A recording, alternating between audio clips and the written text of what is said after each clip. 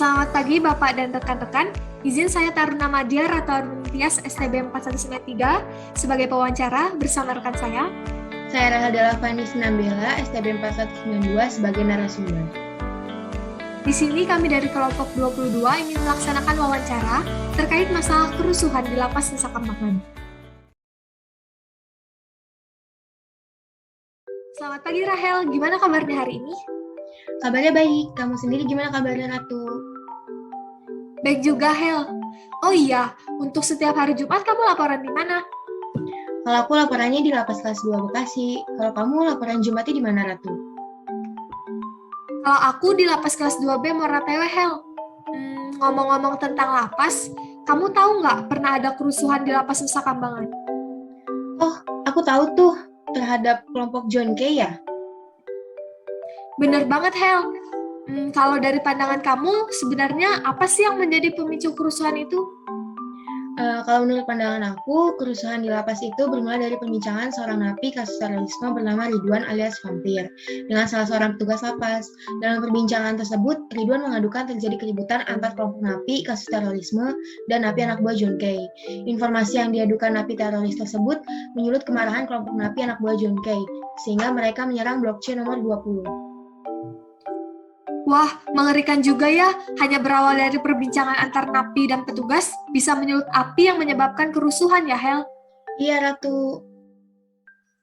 Lalu dari kerusuhan itu, dampak apa saja yang ditimbulkan, Hel? Kerusuhan atau yang sering disebut gangguan kamtip di Lapas Nusa Kambangan ini menyebabkan banyak yang terluka. Mereka mengalami luka tusuk pada paha belakang serta memar pada muka dan tangan. Selain itu, beberapa fasilitas lapas rusak seperti pintu, jendela, kaca, dan taman. Sementara itu, John Kay mengalami luka di pelipis kiri dan telapak kanannya sobek. Sedangkan seorang napi kelompok anak buah John Kay meninggal dunia akibat luka tusuk di bagian perut. Tadi kamu menyebutkan adanya gangguan kamtip. Sebenarnya gangguan kamtip itu apa sih? Apa hanya kerusuhan yang termasuk gangguan kamtip?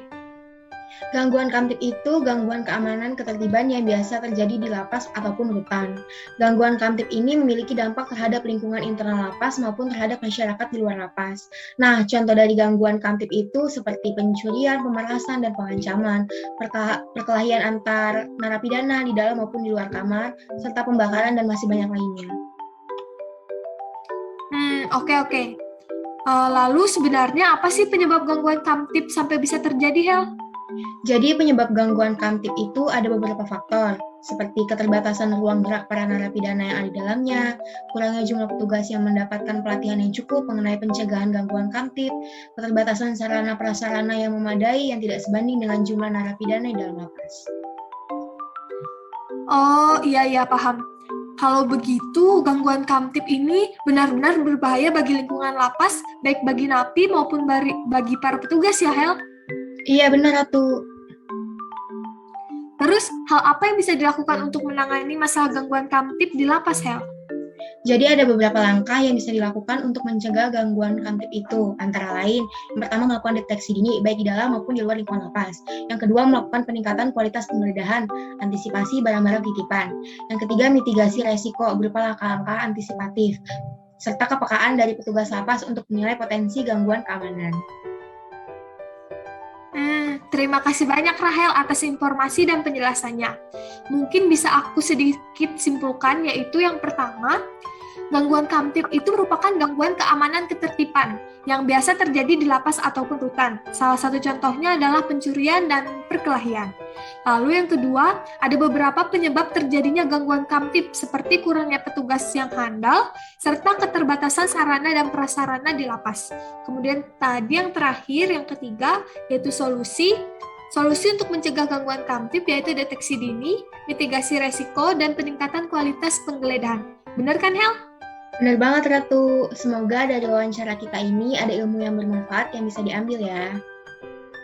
Oke deh, sampai jumpa di lain kesempatan, Rahel. Sampai jumpa juga, Ratu.